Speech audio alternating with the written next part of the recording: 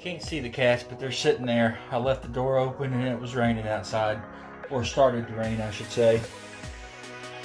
I tell you one thing I've got to keep my eye on.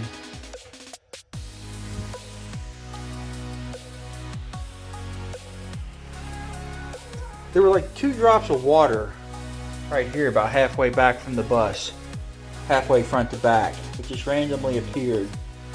But I haven't noticed any drips. I've been moving the bus around, especially during different rainstorms, to try to, you know, flex it different ways to see if I can get it to leak. So far, not much has happened. I did, however, get the battery bank in here. These have been sitting a month or 2. I used one of them to blow the blower motor on the Suburban furnace.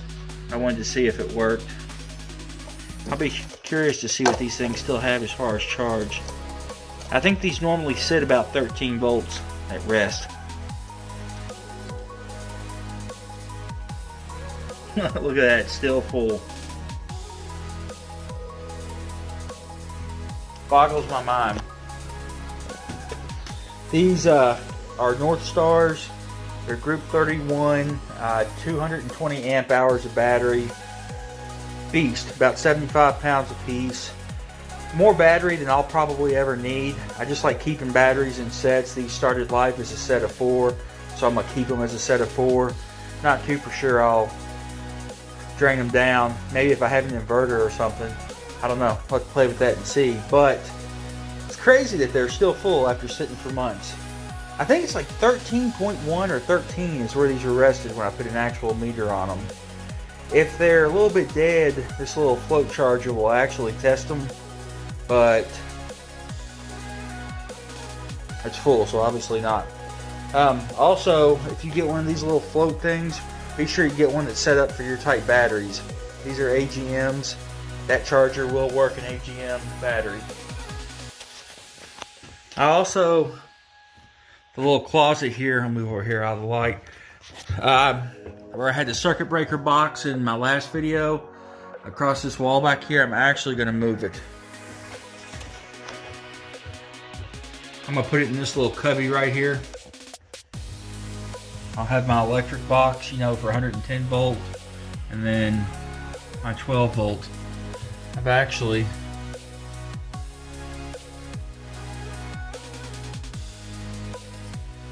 testing these little lights from Amazon. They don't do a tremendous amount of light, at least not one. I'm gonna put 2 or 3 in this bathroom here and see how it does. See, I should, surely to goodness it'll be enough, I would think. 2 of those. Up in here, 2 of those. And then maybe do wall sconces by the sink. I'll have to play with that. But, like I say, it's little bitty stuff going on. But I've got to get the lighting done in here so I can start working on it. You know, I've got that shop light there, which I can move around, direct it where I'm working. But, obviously in the very back it's still dark, and in the very front it's still dark. But yet you can still see one little cat moving. But this is kind of where I am tonight. Finished up this weekend. Brittany has surgery on her eye, so I'm off for, you know, Friday. When we get back, take care of her and try to get all this stuff cleaned up. I want to get the stuff out of here from leftover projects. You know, kind of get cleaned up where I am and continue on building walls. New day. New day, torrential downpours. I've been moving the bus and checking after every rainstorm. I want to find out any water leaks. Interesting thing is, I've got an imaginary leak. It's up where the, right beside the blower underneath the dash. I'm sure it's the windshield that's leaking. Actually, right here I see it.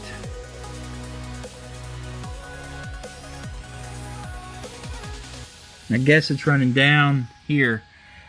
When I got the bus, all this would be wet. I mean, it was ridiculous how much water was coming in. That's on the outside. But these seals are shot, and the glass is broken in several places. When you see a window that has the frosting around it, I can't tell what's frosting and what's overspray. But you get the white frosting around here, that is where water has actually gotten in between the seal and is soaked up between the laminated pieces of glass. That's usually what causes that.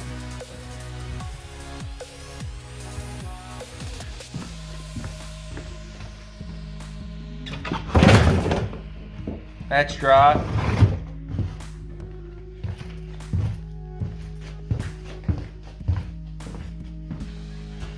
And somebody was rough on the rear lights. That piece of fiberglass, that's actually looking outside. But these three lights, that one's dripping real good. Those lights have got to be sealed up. Other than those rear lights and the front corner of the windshield leaking, it looks like pretty much all the leaks have stopped. I had a couple of the windows that were leaking. It's on the outside.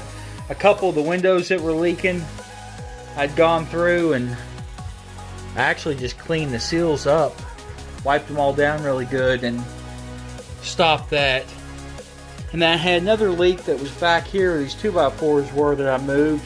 But I think I had left the door open when it rained and water had run down that seal going down the side of it.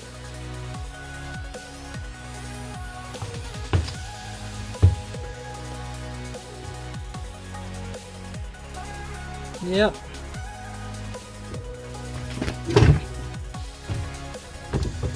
Looks like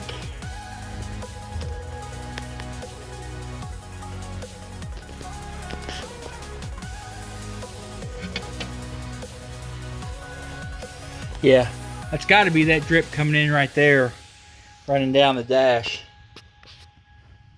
and then going up the front. It was actually, it's rotted this out. That's how bad it was when I first got it. I mean, it was crazy how much water was hitting this dash. I'm glad most of that's fixed up though.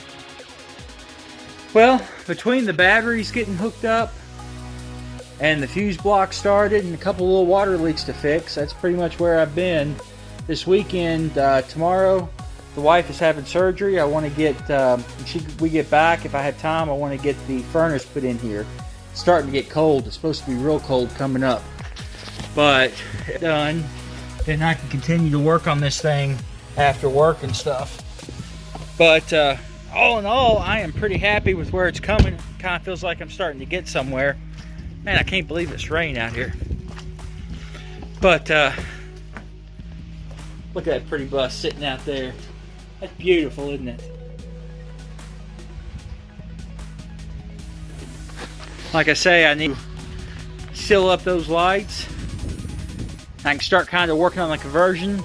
Kind of feels like I'm doing something. I'm excited. Really excited, actually. You guys be safe out there and have a good weekend.